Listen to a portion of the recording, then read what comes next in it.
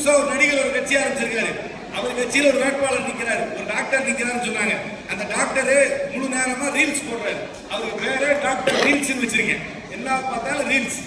இதுக்கு வந்து அவர் வந்து ரீல்ஸ் போட்டே இருக்காரு. தம்பி, ரீல்ஸ் போட்டா என்ன பண்ணும்? லைக் போடலாம். ஓட்டு போட முடியுமா? ஓட்டு போட முடியாது. ரீல்ஸை பார்த்தா லைக் பண்ணு, ஓட்டு போடணும்னா மாங்குடிக்கு கைச்சல்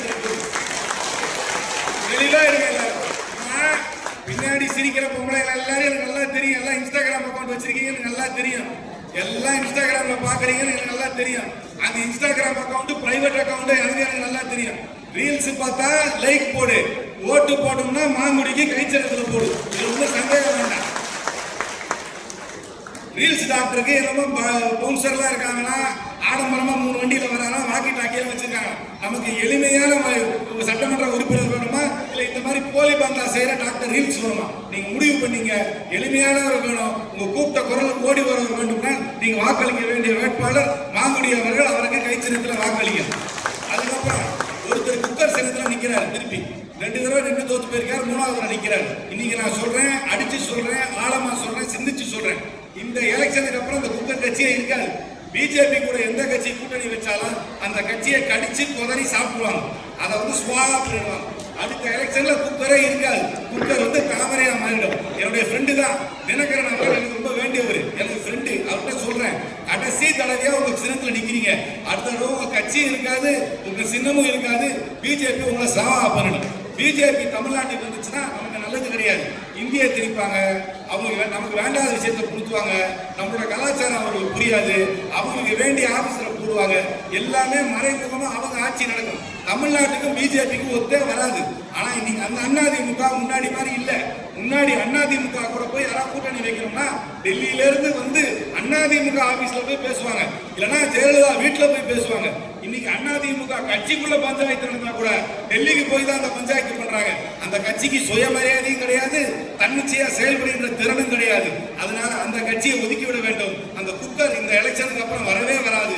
அந்த குக்கர் இந்த எலெக்ஷனுக்கு அப்புறம் தாமரையா மாறிடும். அதனால குக்கரை ஒதுக்கிவிட்டு நீங்கள் வாக்களிக்க வேண்டிய சின்னம் கை சின்னம் மாங்குடி. தெளிவா இருக்கீங்கல்ல? வெளியூர்ல சீமானுக்கு நல்ல சாப்பாடு போட்டு பிள்ளையார் வீட்டுக்கு அனுப்பி விபூதியை போட்டு ஊருக்கு அனுப்பிடுவோம். ஏன்னா அவங்க இங்க வீடு இல்லை, அவங்க வீட்டுக்கு அனுப்பிடுவோம்.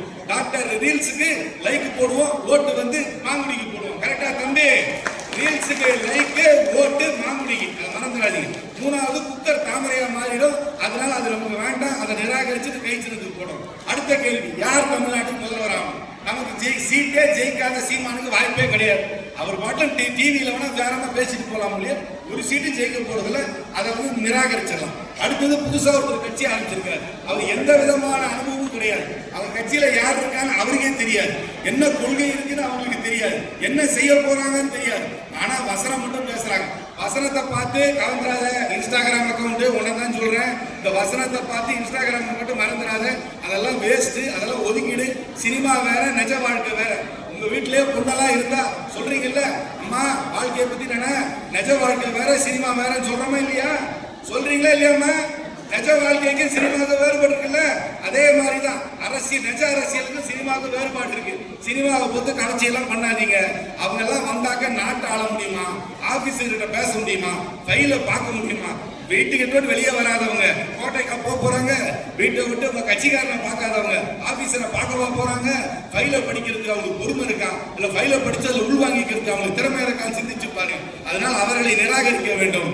3வது, இது வரைக்கும் ஒரு விபரீத ரீதியாக சரித்திர பிழையால முதலமைச்சரானவர் எடப்பாடி பழனிசாமி. அவர் எலெக்ஷன்ல இருந்து ஜெயிச்செல்லாம் முதலமைச்சர் ஆகல. அப்புறம் எம்எல்ஏ ஊர்ல வச்சாரு ஒரு ரிசார்ட்ல. அதுக்கப்புறம் கீழே இருந்து மேல வந்து முதலமைச்சர் ஆனாரா தவிர அவர் தேர்தலில் இருந்து ஜெயிச்சு வரல. அதனால தேர்தலில் இருந்து மக்களை சந்தித்து ஜெயித்த ஒரே வேட்பாளர், இந்த முதலமைச்சர் வேட்பாளர் இந்த தேர்தலில் பார்த்தால் அது திரு மு.க. ஸ்டாலின் மட்டும்தான்.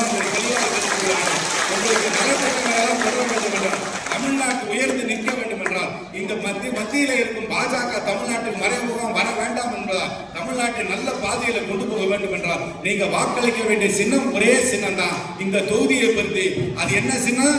கை சின்னம். ரீல்ஸா பார்த்தா லைக் போடு, ஓட்டு போட்டுன்னா டாக்டர் மாங்குடிக்கு போட்டு சொல்லி ஒரே ஒரு ஸ்லோகன் சொல்றேன். அதை உள்வாங்கிக்கிட்டு கரெக்டா எல்லாரும் சொல்லுங்க. I love Karaikudi, we want Mangudi. காரைக்குடிக்கு நான் காரைக்குடியை நேசிக்கிறேன், காரைக்குடிக்கு தேவை மாங்குடி என்பதை மனதிலே வைத்துக் கொண்டு நீங்கள் கைச்சின்னத்திலே வாக்களியுங்கள். மற்றது எல்லாத்தையும் புறக்கணிக்க வேண்டும் என்று கேட்டுக்கொண்டு கைச்சின்னத்திற்கு இந்த புதுவையில்